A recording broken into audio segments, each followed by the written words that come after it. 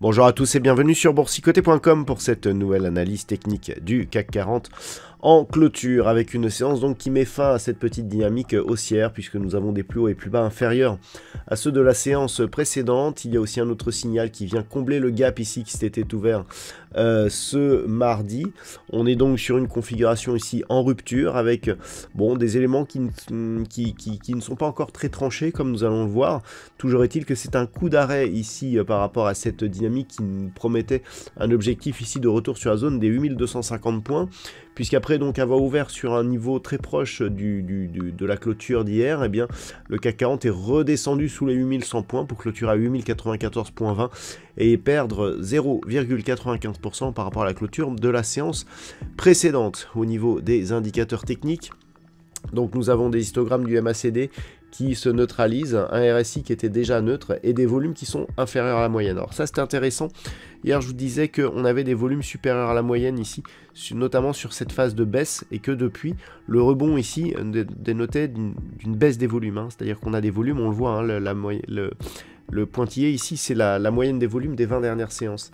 Eh bien, ça nous montre que par rapport, donc 20 séances, c'est à peu près un mois, que sur le mois précédent, on est largement en dessous du niveau moyen en termes de volume. Ce qui veut dire quoi? Ce qui veut dire que même sur ce mouvement de retournement, ici, il n'y a pas une énorme conviction. Donc ça, c'est important, il faut le garder à l'esprit. Au niveau, je dirais, du palmarès des valeurs, nous avons tout de même quelques belles hausses à l'image, enfin une surtout, Eurofins Scientifique qui gagne 6,65%, Engie gagne 1,5%, derrière Carrefour, Unibail-Rodamco ou Hermès sont sur des hausses légèrement inférieures à 1%. Au niveau des plus fortes baisses, on retrouve ST Microelectronics, moins 3,85%, Stellantis, moins 2,99% et quelques valeurs entre 2 et 3% de pertes, comme par exemple ArcelorMittal, Téléperformance, Airbus, BNP Paribas, on en a encore deux, Safran et Edenred, donc des pertes supérieures à 2%. Alors, on voit ici donc un mouvement de retournement, une conviction qui ne monte pas. Donc ça c'est intéressant, ça veut dire que on peut très bien considérer que par rapport ici à une vue court terme, on est dans une phase de consolidation. Ce qui est rassurant, c'est que le gap ici que nous avions ouvert mardi et qui était resté que partiellement comblé ici par rapport au niveau d'ouverture, on n'était pas revenu casser ici la zone des 8092 points. Là le gap a été comblé, mais on a préservé en clôture ce niveau de support et donc ce gap des 8092 points. Qu'est-ce que ça veut dire? Ça veut dire que ce matin, je vous indiquais que si le gap était comblé, et d'ailleurs il l'était au moment de mon analyse, il fallait voir si ce gap ne se transformait pas en support. Pour l'instant, c'est le cas. Donc ça veut dire que même si ici, on a un scénario de rupture, ce gap est en support, on clôture au-dessus des 8092 points, tout espoir n'est pas perdu. Pour l'instant, on est sur un scénario ici, impulsion haussière, phase de consolidation. Est-ce que la consolidation va se transformer ici en retournement ou est-ce que l'on va repartir à la hausse? Eh bien, c'est justement en fonction des niveaux qui seront enfoncés que nous allons essayer de le détecter.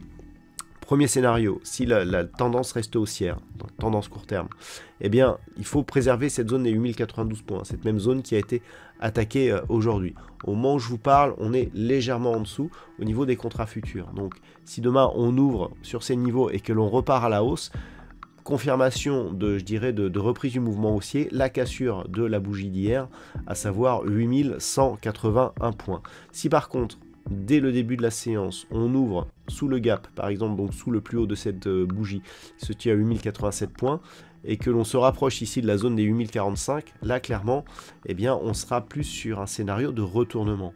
On a des plus hauts plus bas qui sont inférieurs à ceux de la bougie précédente. Si on confirme demain avec un nouveau plus bas, eh bien on sera là bien sûr sur une configuration qui deviendra baissière, puisqu'on aura succession de bougies qui auront des plus hauts et des plus bas inférieurs à ceux des bougies précédentes. Donc c'est ce qu'il va falloir surveiller. Le plus bas de la bougie du jour se situe à 8062,14. Donc si on casse cette zone, si on casse la zone des 8092, eh bien clairement il y a un signal baissier. Premier objectif ici, cette zone intermédiaire des 8045 points.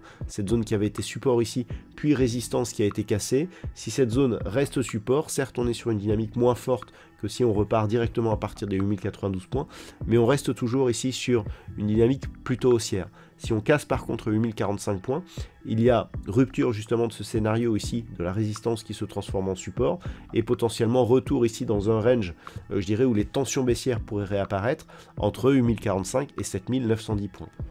Je le dis et je le répète, cette zone des 7910 points a été cassée et a été franchie sur les futurs. En général, les futurs sont souvent confirmés par les cotations cash. Pour l'instant, ça n'a pas été le cas, mais ça pourrait bien ici, en cas de rupture des 8045 points, être le nouvel objectif, justement la cassure de cette zone des 7910 pour valider la reprise en mouvement baissier. Je terminerai ici par cette configuration d'élargissement. On a énormément de tests sur la partie inférieure. On a beaucoup moins de tests sur la partie supérieure. Cela pourrait nous indiquer un début d'invalidation de cette structure. Je rappelle que cette structure, c'est une structure de continuité. Si on l'invalide, ça veut dire que l'on risque de se retourner. Et donc, clairement, si on venait ici à casser la zone des 7910 points et inscrire un nouveau plus bas significatif par rapport ici à cette zone de cotation, eh bien ce serait un signal, je dirais, d'invalidation donc de cette configuration symétrique, et donc signal d'un potentiel retournement de tendance. Voilà donc ce que l'on peut dire sur cette analyse technique du CAC 40 pour aujourd'hui. D'un point de vue technique, au niveau, enfin statistique, au niveau de la configuration actuelle, vous vous rappelez que hier je vous disais qu'on avait une perspective plutôt haussière pour les prochains jours, pour la fin de la semaine prochaine, et que l'on pourrait commencer à connaître la baisse un peu plus tard. Là, avec cette configuration, la baisse s'est rapprochée, c'est-à-dire que pour cette fin de semaine, on devrait tenir, c'est-à-dire ça s'est neutralisé, ça pourrait rester neutre jusqu'au milieu de la semaine prochaine, mais ensuite ça pourrait baisser avec un potentiel assez important. Voilà donc ce que l'on peut dire sur cette analyse technique. Je rappelle, je précise pardon, que la conviction est faible sur cette statistique. On a beaucoup moins d'occurrences que sur les prévisions précédentes. Voilà donc pour aujourd'hui, je vous souhaite de passer une bonne soirée. On se retrouve dès demain pour d'autres analyses techniques, toujours sur le site boursicoté.com.